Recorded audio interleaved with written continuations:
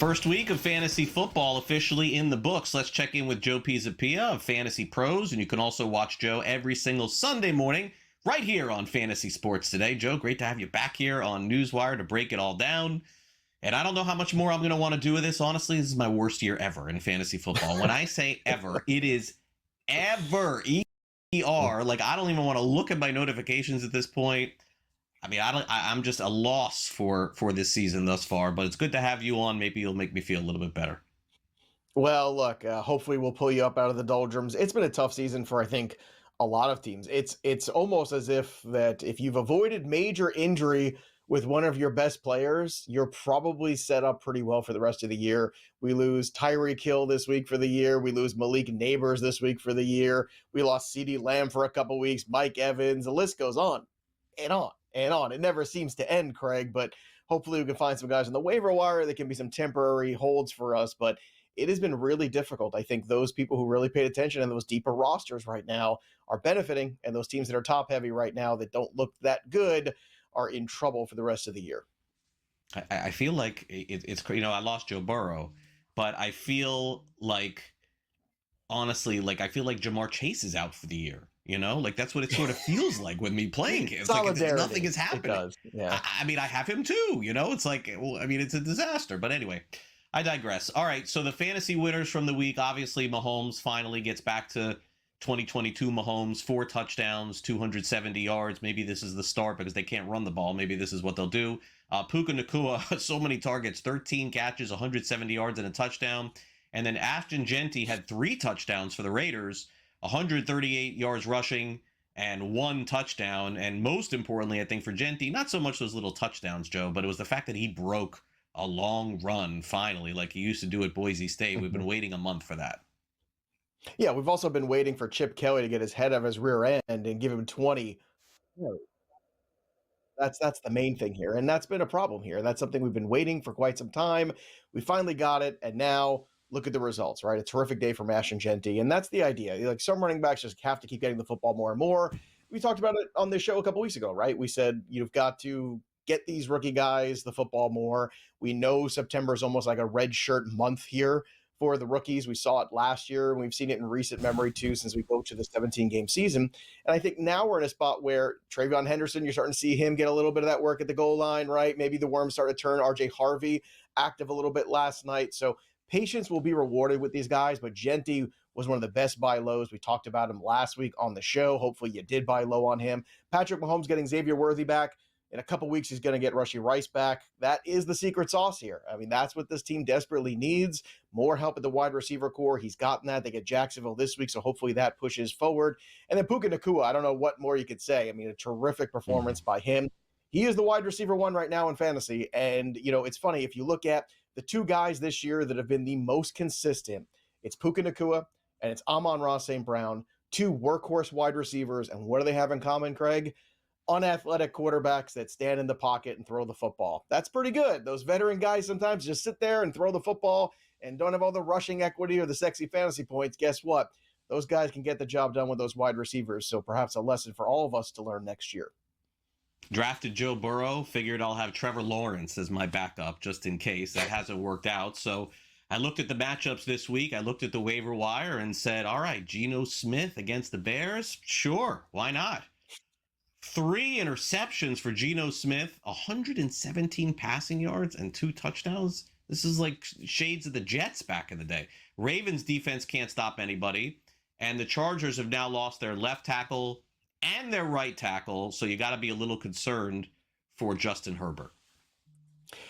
Yeah, look, let's start here with Geno Smith. He's got 7 interceptions. That leads the league in picks this year. So certainly a good bet to make every single week is for him to throw a pick. And then whatever else you like in that football game, as Ashton Jeanty to score a touchdown, it's a pretty good day at the office right there if you're betting props. But it has to beg the question at some point. You have to stop these turnovers. If Geno Smith doesn't turn things around quickly, maybe you do get a Kenny Pickett start at some point in the weeks ahead. So it's something in those super flex leagues where you're missing a lot of QBs or you don't like your QB situation or bye-week QBs. Maybe get ahead of the curve here and throw Kenny Pickett on the bench for $0 this week and see how this week goes. But Geno has more picks than touchdowns this year. that's a problem for the Las Vegas Raiders. You mentioned the Chargers offensive line. That's also going to be a problem. It was one thing to lose Slater. That was, devastating.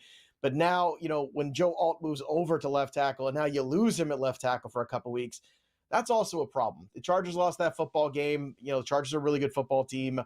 I don't anticipate them to fall apart, but at the same time, you have to take stock of this offensive line and what it is right now with those injuries. So those are two major issues I think you have right now. And then the Ravens, things just keep getting worse. Matabikwe is now out for the year, that defensive tackle who's so strong up the middle against the run. If you've got fantasy assets going against the Ravens right now, you play them because they're giving up points. They're going to have a hard time stopping the run. They have a hard time already stopping the pass. What I thought was going to be a really great Ravens team, a veteran team, a strong team going into this year, has been anything but. And now the Lamar Jackson injury on top of that, questionable for this week. It's really starting to pour on the Baltimore Ravens here, and we are barely into the month of October. Yeah, definitely the case with the Ravens without Lamar. With Lamar, I think they'll be okay, but without him, not as much. All right, so waiver wire this week. Last week, it was the Trey Benson waiver wire. This week it is the Woody Marks waiver wire. So everybody who didn't get Benson and you had a waiver spot or some money left, this is the week to go all in on this guy if he is available. He looked great. And look, I understand, certainly was against Tennessee this past week, but looks the part of a starting running back, 29% owned. Blake Corum, if you want to stash him for another season, go ahead. I chose not to. I couldn't do it for a whole nother year with him not playing. Brashard Smith, 6%. Troy Franklin of Denver. Romeo Doubs keeps scoring touchdowns. Darius Slayton, 5%. Jalen Tolbert for Dallas. Of all the wide receivers, though, I got to tell you, I think the sneakiest ad is the last guy here, Isaiah Bond. I mean, I don't think he's going to get kicked off the Browns like he does. I know he played at Alabama and he played at Texas. I mean, this is a superstar high school athlete who just couldn't figure it out in college and then even into the pros. But I really love that number, Joe. 3%. I'm absolutely picking him up this week and stashing him with Tillman on the shelf. Yeah, even if Tillman should return at some point, you could see the Cleveland Browns making some moves here at some point too. They don't really look like a playoff team. Maybe you'll see Dylan Gabriel after this international game too take over. So Isaiah Bond is definitely, I'm in agreement, the guy that I'm definitely chasing and being aggressive on because I think he's got an opportunity to kind of be the guy going forward here in this offense. Jerry Jeudy hasn't done much. I think a lot of teams would be looking for a Jerry Jeudy to add to their offense. I think you could see Isaiah Bond eventually with Tillman kind of win out long term. Woody Marks was a guy, actually, if you're watching Fantasy Sports Today on Sundays, we talked about Sunday morning, adding him for free. The roster percentage was even lower than it is right now. And why? Because we're trying to get ahead of fab budgets. We're trying to get ahead of that and save you money. So Woody Marks was our number one waiver claim on Sunday. Unfortunately, now it's going to cost you basically half of your fab budget to get him on your roster. So it's going to be tough, but a terrific day for him. Joe Mixon doesn't look like he's coming back anytime soon. Nick Chubb looks like a shadow of himself. Some other guys here. Blake Corum is a guy that should be rostered. You should have a bench spot. He's working already in that backfield. And if something should happen to Kyron Williams, he would become incredibly valuable. The tricky one here are guys like Romeo Doubs and even Kenneth Gainwell, who had a really good game. Both of them are on buys this week. So I see a lot of people look at those two names, look at the productivity and say, how much do I want to really spend on these guys because I can't even use them this week? I think Dobbs is still intriguing because Jaden Reed's going to be out a while, and Matthew Golden really hasn't gotten going so far this year. He needs to stop hitting the circle button, that's for sure. The spin button, not a good move here when you're returning punts. Just a quick reminder there, Matthew Golden. But again, some tricky things here, some guys you can sneak through the waiver wire. Also, Jalen Coker returning hopefully soon for the Carolina Panthers if you need some help. We're looking for Darius Slayton. People are looking for some of these names here. So a lot of wide receiver names, but unfortunately, none of these guys are going to replace Tyreek Hill or Malik Nabers. That's the problem here, Craig. Yeah, as Joe mentioned, two big names out for the year, Nabers and Hill. All right, thanks again, Joe. Appreciate it. We'll catch you Sunday on Fantasy Sports Today. Thanks again. I'll be there, baby. Let's go.